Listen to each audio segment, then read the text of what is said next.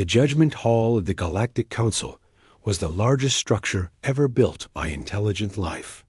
It floated at the center of the galaxy, a station so massive that small moons orbited around it.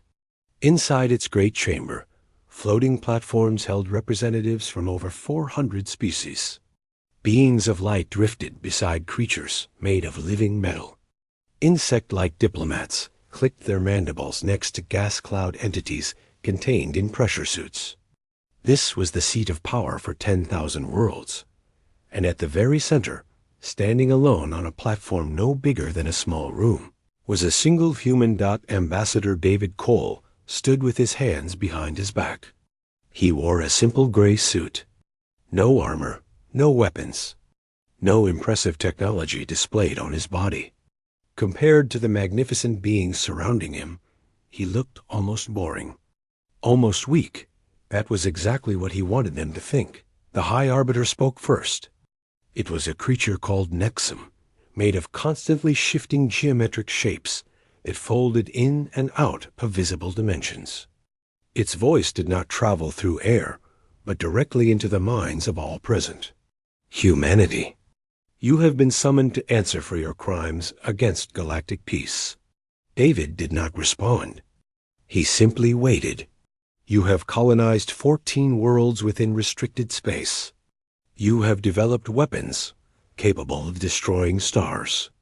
You have built warships that exceed the limits set by the Accords of Unity. You have refused to share the designs of your faster-than-light engines. You have placed listening devices in neutral territory. The chamber hummed with disapproval. 400 species watched the lone human with a mixture of fear and contempt. Still, David said nothing. What do you say in your defense? Nexum demanded. David took a slow breath. When he spoke, his voice was quiet, but somehow it carried to every corner of the vast chamber. May I ask a question first? Nexum's geometric form flickered with annoyance. You may. How long did it take your species to travel between stars? The question confused many of the representatives. What did this have to do with the charges? 11,000 of your Earth years, Nexum answered. From our first machines to our first starship. David nodded. And the Velori? He pointed toward the crystalline beings on a nearby platform. 20,000 years, I believe. He turned slowly, his eyes moving across the assembled aliens. The Manted Collective took 15,000 years. The Therian Empire took 18,000. The Mindsworn took 30,000. What is your point, human? Commander Drawn of the Manted Collective demanded. His massive armored body leaned forward. Aggressively. Humanity did it in 392 years. The chamber fell silent. From our first powered flight to our first journey beyond light speed. 392 years. David let the number hang in the air. We are not here because we broke your rules. We are here because you are terrified of what we might become. Drawn slammed his clawed limb against his platform. You dare accuse the Council of fear? We have conquered star systems. We have ended civilizations. Yes, David said calmly. You have. Humanity has conquered nothing. We have ended no one. In 80 years of contact with this council, we have asked for nothing. We have attacked no one. We have threatened no one. He paused. Yet here I stand, alone, facing judgment from species who have committed horrors beyond imagination. A Velori representative named Thisa felt her crystalline heart pulse with unease. There was something in the human's voice. Not anger, not defiance. Something else, not sadness. We came to the stars, hoping to find friends, David continued. We came looking for other minds to share our dreams with. We came with open hands. He slowly shook his head. Instead, we found fear. We found jealousy. We found a galaxy so frightened of change that it punishes anyone who moves too fast. Enough of this, Nexum interrupted. You will accept the Council's judgment. Your fleet will be dismantled. Your colonies will be placed under Council supervision. Your technology will be surrendered for study. David reached into his pocket. Every weapon in the chamber powered up. 1,000 targeting systems locked onto the lone human. He pulled out a small device. It was no bigger than a coin. What is that? Nexum demanded. This is my government's response to your judgment. He pressed the button. Nothing visible happened. No explosion. No weapon fire. No dramatic display of power dot, but across the galaxy, something changed. On every human world, in every human ship, a signal was received. And with that signal, a plan that had been prepared for years began to execute. What did you do? Dron demanded. I said goodbye. David's platform began to sink. The human ambassador was leaving. Not in rage. Not in protest. He was simply walking away. These proceedings are not finished. Nexum called out. David looked up one final time. Yes, they are. You have made your feelings clear. Humanity accepts your judgment. Then you will comply with our demands? No. David's voice remained calm. We accept that we are not wanted here. We accept that this galaxy has no place for us.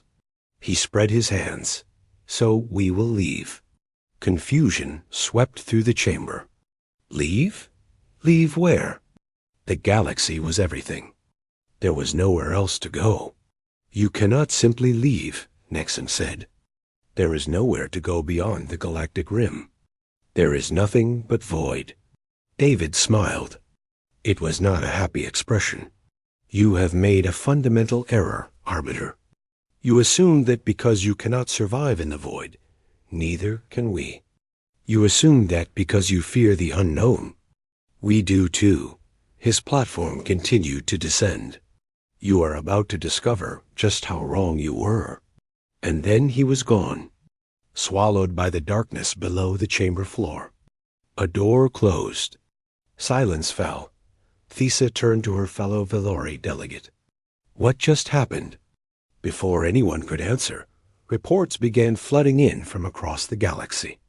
Human ships were moving, not toward Council space, not toward their colonies. They were heading for the rim. Every single one of them. Commander Dron laughed. Let them run. They have shown their true nature.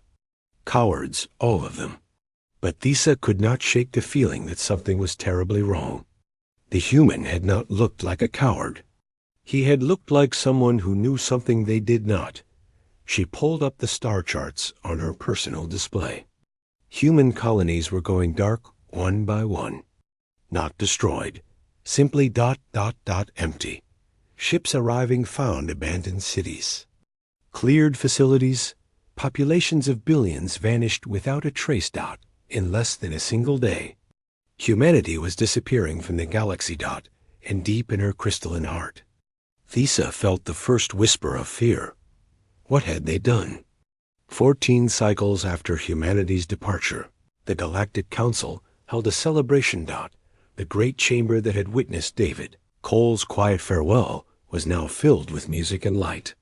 Species that had competed for resources for millennia now raised their glasses together. The threat had been eliminated. The dangerous young species, with their frightening speed of development and their refusal to follow established rules, was gone. Arbiter Nexum floated at the center of the festivities, accepting congratulations from representatives across the known galaxy. The geometric entity's form glowed brighter than usual. Pulsing with satisfaction ... only Thesa refused to celebrate ... the young Valori representative stood apart from the crowd, her crystalline body dim with worry. She had spent the past 2 weeks studying every piece of data she could find about humanity's departure.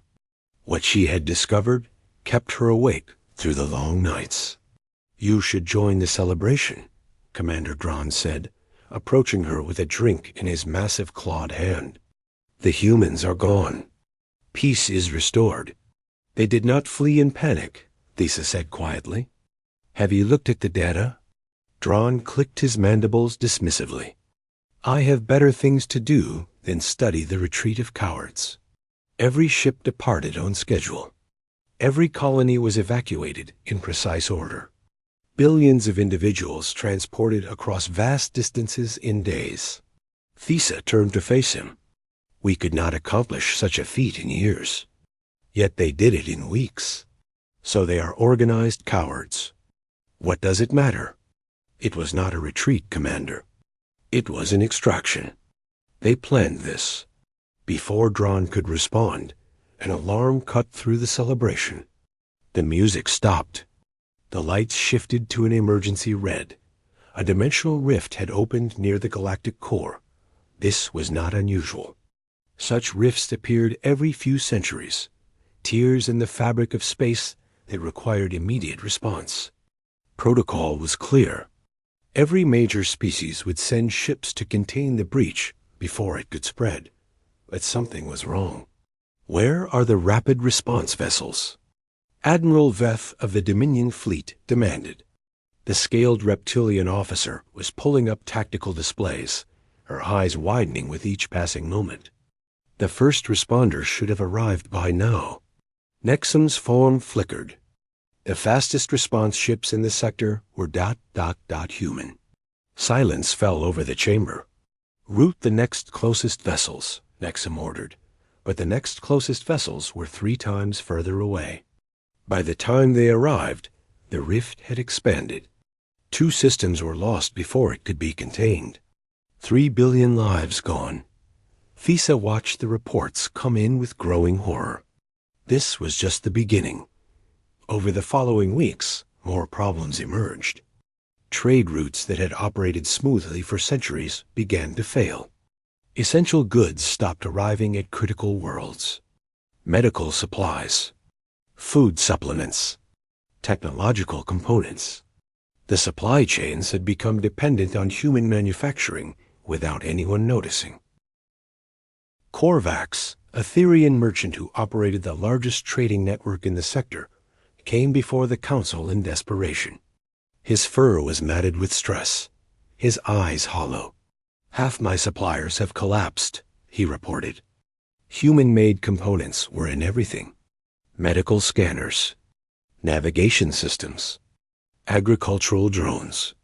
They made them better and cheaper than anyone else. We never realized how much we relied on them. Find alternative suppliers, Nexum commanded. There are no alternatives. No one else can produce at their quality for their price. It will take years to rebuild the supply chains. Decades, perhaps. A plague struck the outer colonies of the Mindsworn Collective. It was a virus that had appeared before, centuries ago, but had been quickly contained. This time, the containment failed. The cure that should have been readily available did not exist. The research facilities that had developed it were, Thesa discovered, human facilities. Quietly funded. Never advertised. The Mindsworn lost 40 million people. Before the plague burned itself out, then came the war. The Mantid Collective and the Therian Empire had disputed a border system for over 1,000 years. 17 times in the past century, they had nearly gone to war. 17 times, the conflict had somehow de-escalated before violence erupted. Diplomats on both sides had always claimed credit, but no one could explain exactly how peace had been maintained. This time, there was no de-escalation. Mantid warships crossed the border. Therian defense platforms opened fire. In 3 days, 1 million soldiers were dead, and the war was spreading. Commander Dron led the Mantid forces with brutal efficiency. He conquered system after system, crushing Therian resistance. On the 4th world he captured, his troops discovered something that stopped him cold. Beneath the surface of the Therian colony was a hidden complex, human-built. Inside were emergency shelters, medical facilities, food stores, and evacuation vehicles. All designed specifically for Therian physiology. All placed there without the Therians' knowledge. Dron stared at the facility for a long time. Why would humans build shelters for our enemies? One of his officers asked, DRONN, had no answer. Back on the council station, Thesa was making her own discoveries. She had gained access to sealed human diplomatic archives, files that had been classified for decades. What she found changed everything she believed. 80 years of records. 80 years of quiet interventions. Plagues that mysteriously stopped spreading. Natural disasters where rescue arrived impossibly fast. Wars that somehow never quite happened. Pirates that vanished. Trade routes that stayed safe. Every time, somewhere in the background, there were humans. Never asking for credit. Never demanding recognition. Just helping. They were protecting us, Thesa whispered to herself. All of us? The entire galaxy. She called an emergency meeting with Dron and Admiral Veth. The three of them gathered in a secure room, far from the Council's official chambers. I have discovered something, Thesa began. The listening posts humanity built in neutral space, the ones we accused them of using for espionage. They were not for spying. Then what were they for? Veth demanded. Early warning systems. Detecting threats from beyond the galactic rim. Without them, we are blind to extragalactic dangers. Dron was quiet for a long moment. The shelters I found on the Therian world. They were built to protect our enemies from us. Because they cared about both sides, Thesa said. They did not want anyone to die. Not even species that hated each other. Veth pulled up a tactical display. I have been tracking the dimensional rifts. They are appearing more frequently now. Something was holding them closed. Stabilizers positioned throughout the galaxy. Human stabilizers, Thesa finished. The three of them sat in heavy silence. The device that Ambassador Cole pressed, Thesa finally said. It was not a weapon. It was a farewell signal. It activated shutdown protocols across all their protection systems. They turned everything off, Dron said slowly. They stopped protecting us. No, Thesa shook her head. They are still protecting us. The systems are still running. But without maintenance, they are failing. One by one, she brought up a galaxy map. Red dots were spreading across it like a disease. Each dot represented a crisis, a failure, a death. We drove away the only species that was keeping us alive, Veth said. And now we are dying. Thesa nodded grimly. We need to find them, she said, before it is too late. The plague came without warning. Thesa was in her quarters when the first reports arrived. A virus had appeared on the Valori homeworld, a pathogen that attacked the crystalline structure of her people's bodies. Within hours, millions were infected. Within days, they were dying. She watched the images on her display with growing horror. Valori elders, their bodies clouding and cracking. Children whose crystals shattered before they could grow to full size. Cities of light going dark as the population collapsed. Thesa had seen plagues before. Her species had survived many threats over the millennia. But this one was different. This one was moving too fast. The response was too slow. She remembered what she had discovered in the human archives. Just 3 cycles before humanity departed, a similar plague had threatened the Mantid Collective. It had been contained within days. A mysterious research team had arrived with an experimental treatment that worked perfectly. The Mantids had accepted their survival without asking questions. Now, watching her own people die, Thesa understood who that research team had been. She searched the human archives desperately. There it was. A file on the exact virus now killing her species. Studies conducted decades ago. Treatments developed and tested. Stockpiles created and positioned for rapid deployment. But the stockpiles had been in human space. They were gone now. Thesa made the calls anyway. She begged every medical facility in the galaxy for help. She reached out to species that had never been friends of the Valori. She offered anything, everything in exchange for assistance. The response was slow. Too slow. By the time help arrived, 30 million Valori had died. Across the galaxy, the Mantid-Therian War raged on. What had started as a border dispute had become a total conflict. Billions of soldiers clashed across dozens of systems. Civilians fled in terror. Colonies burned. Commander Dron stood on the bridge of his flagship, watching another Therian world surrender. He should have felt triumph. His species was winning. Their ancient enemies were falling. But he could not stop thinking about the shelters. On every world he conquered, his troops found them. Hidden complexes built by human engineers. Emergency supplies for Therian civilians. Evacuation plans designed to save lives. All placed there by a species that had no stake in the conflict, that had nothing to gain from protecting either side. "Commander," his officer reported, "we have taken the capital. The Therian government is requesting terms." Dron nodded absently. "Grant them mercy. Take prisoners, not corpses." His officer stared at him in shock. The Mantid Collective did not grant mercy. They never had, Commander. "You heard me." Dron turned away from the viewport. This war is over. He thought of the human ambassador standing alone in the council chamber. The quiet dignity in his voice. The sadness in his eyes. Humans had spent decades protecting a galaxy that despised them, and when they were driven away, they did not destroy anything. They did not take revenge. They simply left the door open. Admiral Veth was discovering her own terrible truths. The dimensional rifts were appearing more frequently now. Tears in space that threatened to consume entire systems. The stabilizers that had held them closed were failing without. Maintenance. She traced the network of stabilizers across the galaxy. Thousands of devices, placed at critical points, each one quietly preventing disaster. Human technology.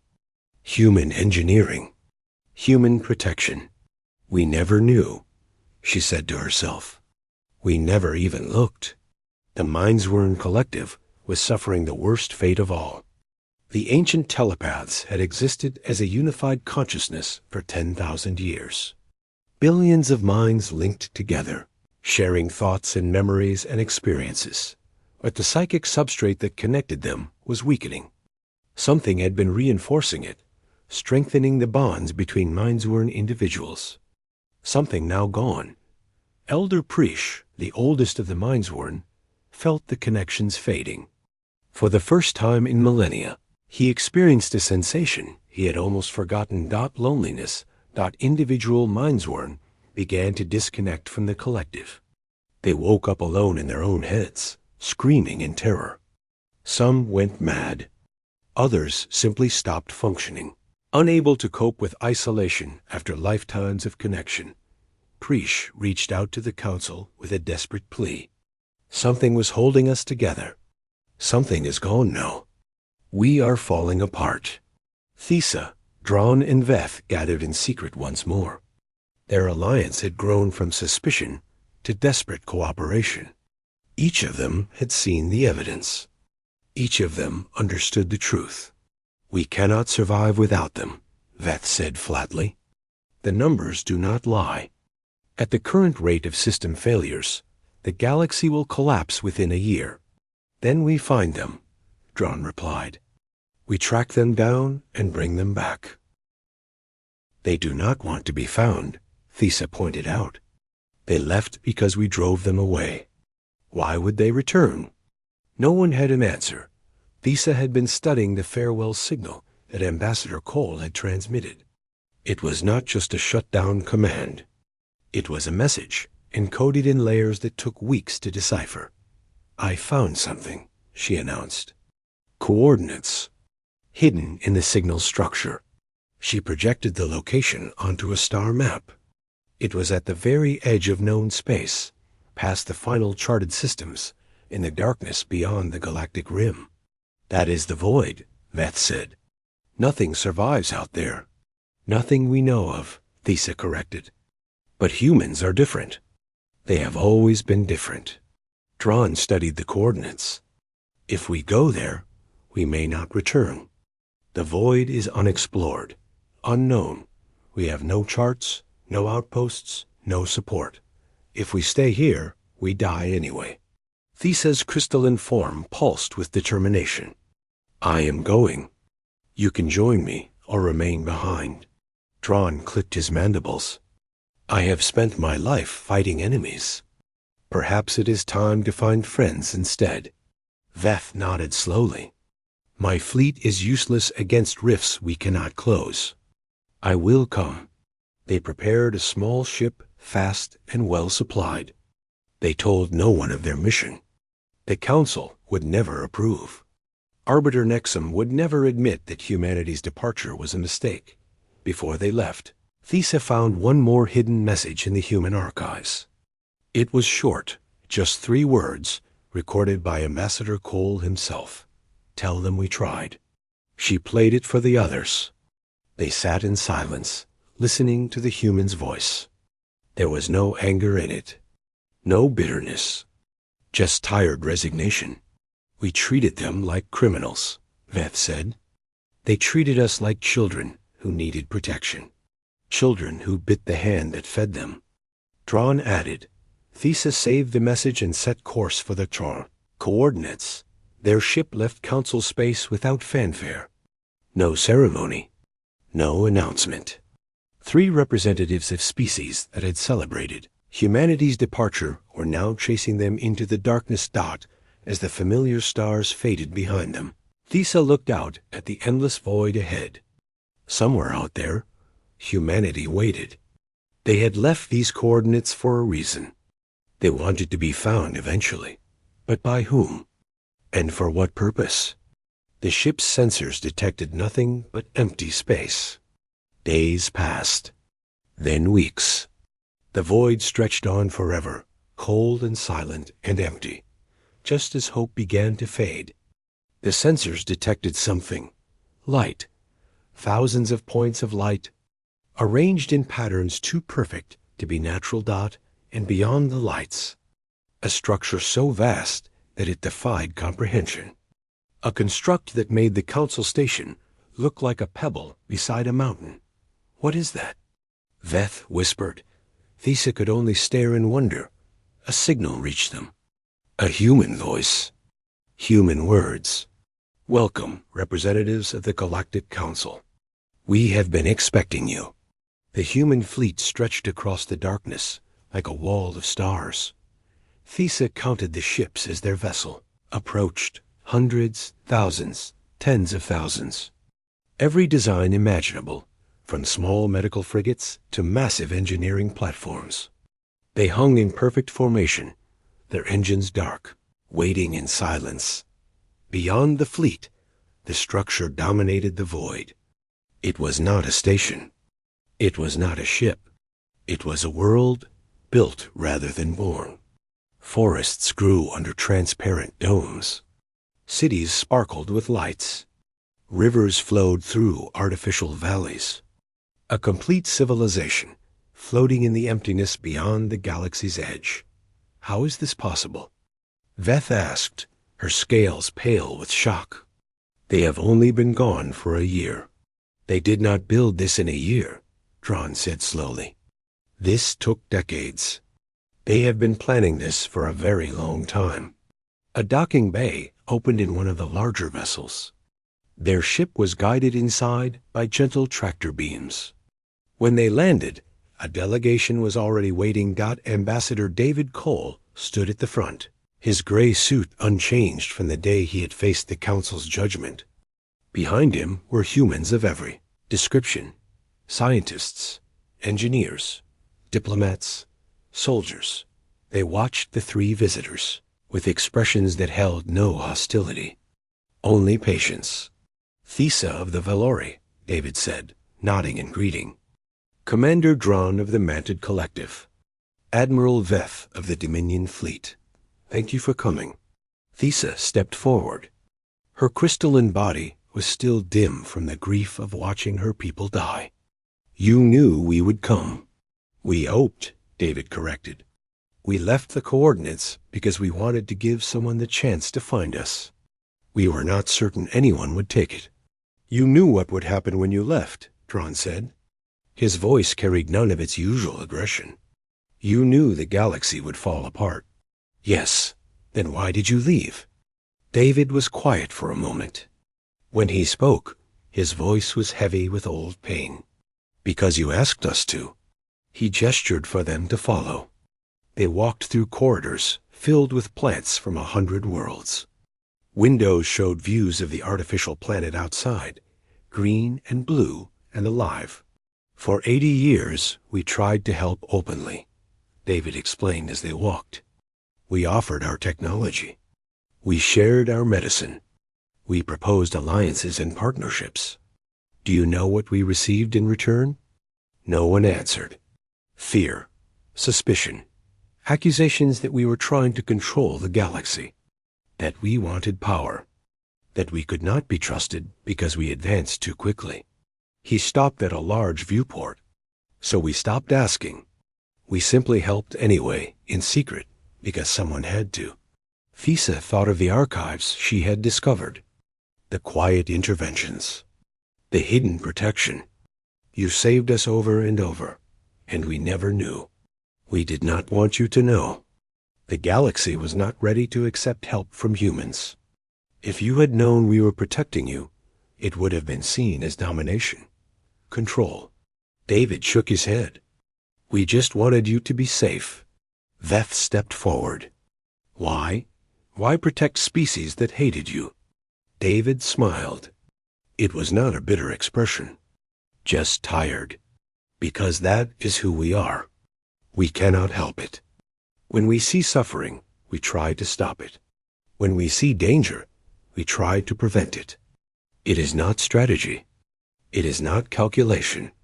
It is simply human nature. He led them to a great observation deck.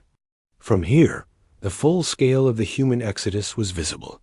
The fleet, the artificial world, smaller habitats scattered throughout the void, each one a self-contained ecosystem.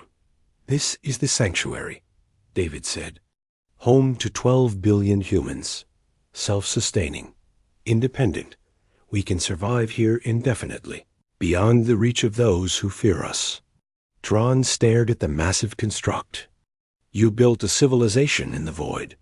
We built a future, one where we do not have to hide who we are or apologize for what we can do. Thesa approached the window. Beyond the sanctuary, beyond the fleet, she could see more lights. Thousands more. Ships of every size, arranged in careful patterns. What are those? That is the restoration fleet, David answered.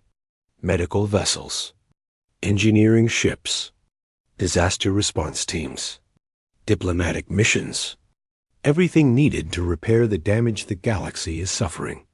Veth's eyes widened. You could go back. You could fix everything. Yes, we could. Then why do you not? David turned to face them directly. His eyes held the same sadness Thesa had seen in the council chamber a year ago. Because we were not asked. The words hung in the air. We were exiled by the council's judgment. We will only return by the council's request. We will not force our help on those who rejected us. David spread his hands. That would make us exactly what you feared. Conquerors, controllers, tyrants. The galaxy is dying, Thesa said desperately. My people are dying. Does that not matter to you? It matters more than you can imagine. David's voice cracked slightly. Do you think this is easy? Do you think we wanted to leave? We love the galaxy. We love the species in it, even the ones that hated us. He walked to a display panel and activated it. Images appeared. The Velori Plague, the Mantid Therian War, the failing dimensional stabilizers, the collapsing Mindsworn consciousness.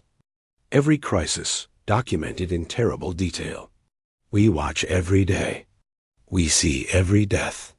We could stop all of it. David's hands clenched at his sides. But we cannot return uninvited. If we do, nothing changes. The galaxy will accept our help in the crisis, and then fear us again when the crisis passes. The cycle will repeat forever. So what do you want? Drawn demanded. We want the Council to admit it was wrong. Not for our pride. Not for revenge. But because until the galaxy confronts its own fear, it will never truly accept us as partners instead of threats. Thesa understood. You want us to ask. I want you to choose, freely, without coercion. David met her eyes. If you return and tell the Council that humanity is waiting to help, they have a choice. They can swallow their pride and ask for assistance. Or they can let the galaxy burn rather than admit they made a mistake. Some species would choose to burn, Veth said grimly. I know. That is why the choice must be theirs. David handed Thesa a small device. This is a communication link. When the Council is ready to ask, call us. Thesa took the device. It felt impossibly heavy in her crystalline hands. What if they never ask? David was silent for a long moment. Then we will mourn. We will preserve what we can of your cultures, your histories, your memories. The sanctuary already contains archives of every species in the galaxy. Art, music, literature, science, everything that makes each civilization beautiful and unique. He gestured toward the artificial world outside. If the galaxy falls, something of it will survive here. That is the best we can offer without invitation. The three visitors looked at each other. They had come seeking salvation. Instead, they had found a test. We will return to the Council, Thesa said finally. We will tell them what we have seen. David nodded. I hope they listen. As they prepared to leave, Drawn approached the human ambassador. The massive manted warrior, who had once called humans weak and cowardly, struggled to find words. I spent my life fighting enemies, he said slowly. I thought strength meant conquest, dominance, victory. He paused. I was wrong. David placed a hand on the manted's armored shoulder. You were taught wrong. There is a difference. He smiled. True strength is not about what you can destroy. It is about what you can protect. Their ship departed the sanctuary. As the human fleet faded behind them, Thesa looked at the communication device in her hands.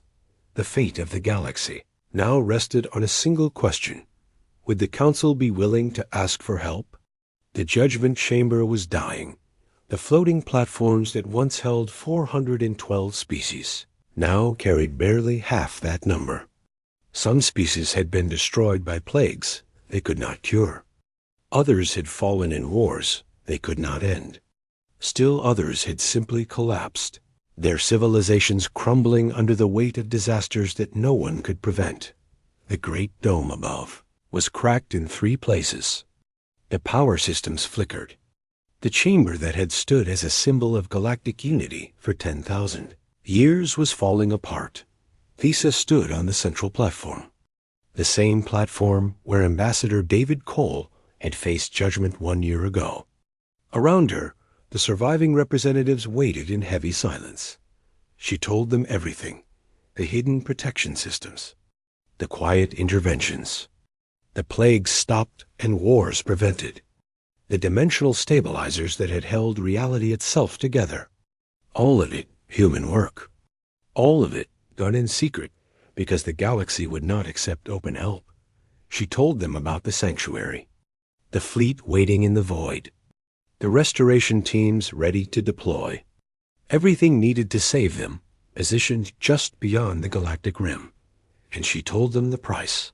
They will not return uninvited, Thesa said. We drove them away with our fear and our judgment. They will only come back if we ask.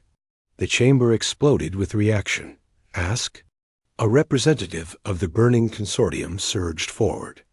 Beg the humans for mercy? We would rather die. We are dying, Veth shot back.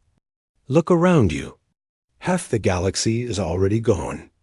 Then let the other half fall with dignity. The consortium representative spat. Humanity cannot be trusted.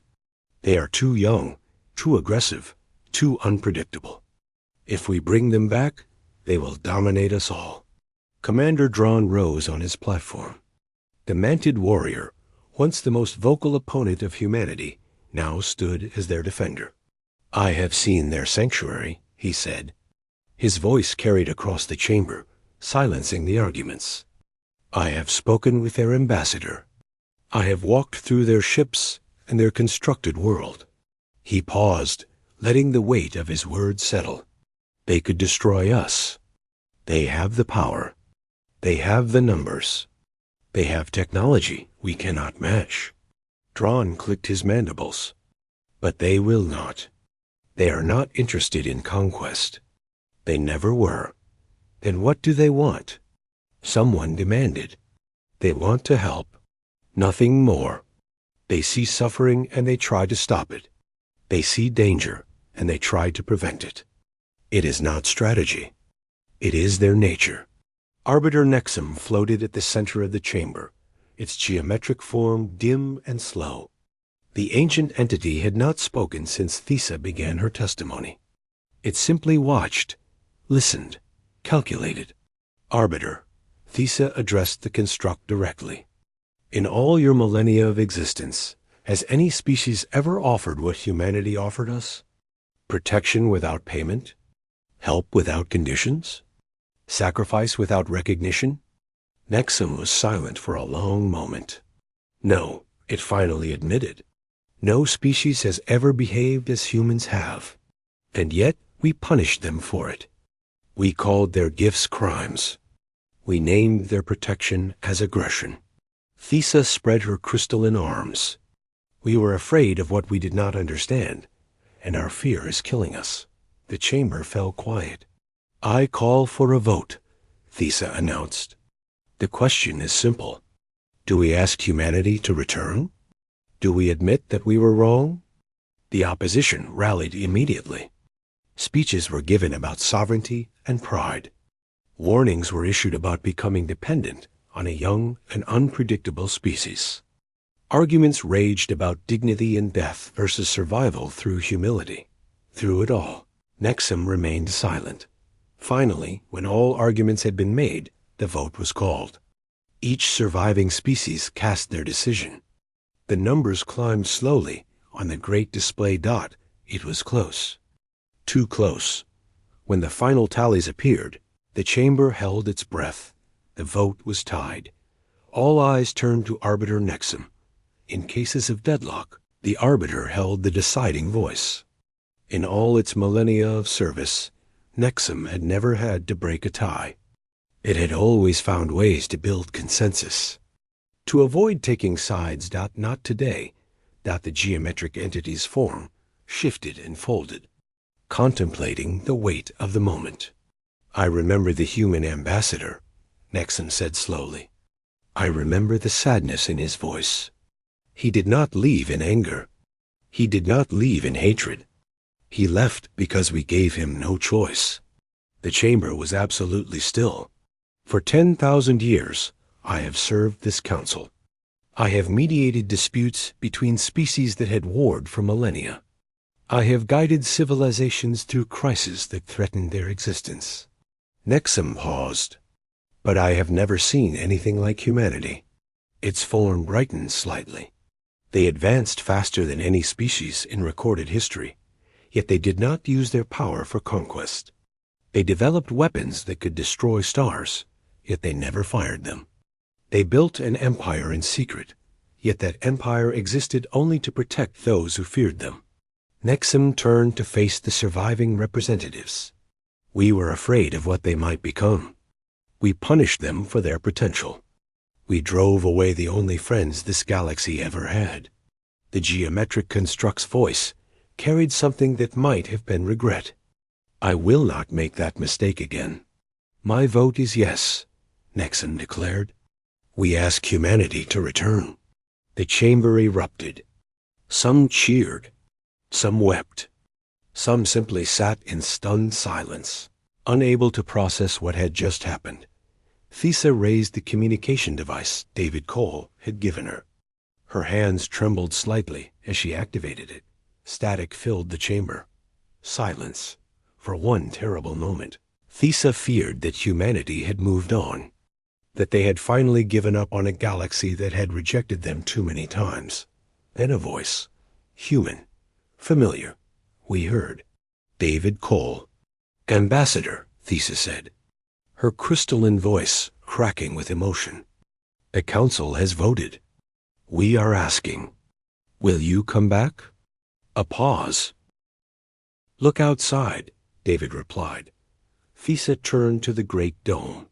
Beyond the cracked glass, beyond the darkness of space, lights were appearing. Thousands of lights. Ships materializing from subspace, filling the void around the council station. The human restoration fleet. They had been there all along, watching, waiting, hoping that someday, somehow, the galaxy would find its courage. The chamber watched in awe as human ships began to move. Medical frigates headed for plague-stricken worlds. Engineering vessels deployed toward failing stabilizers. Diplomatic cruisers set course for war zones. Within hours, the dying galaxy began to breathe again. David Cole's ship docked at the council station. He walked into the judgment chamber alone, just as he had 1 year ago. But this time, there was no platform of shame. This time, the representatives rose as he entered, not in fear. In respect, Thesa met him at the center of the chamber. Why did you wait so close? She asked. You could have stayed in the sanctuary. You could have let us suffer longer. David shook his head. We could never stay away. Every day in the void, we watched the reports. Every death hurt us. Every crisis tore at our hearts. He looked up at the assembled species. We wanted you to ask. We needed you to choose freely. But we were always ready to come back the moment you did. What if we had never asked? Then we would have watched you die. David's voice was heavy. And it would have destroyed us. Not our bodies. Our souls. He met her crystalline eyes. That is the burden of being human.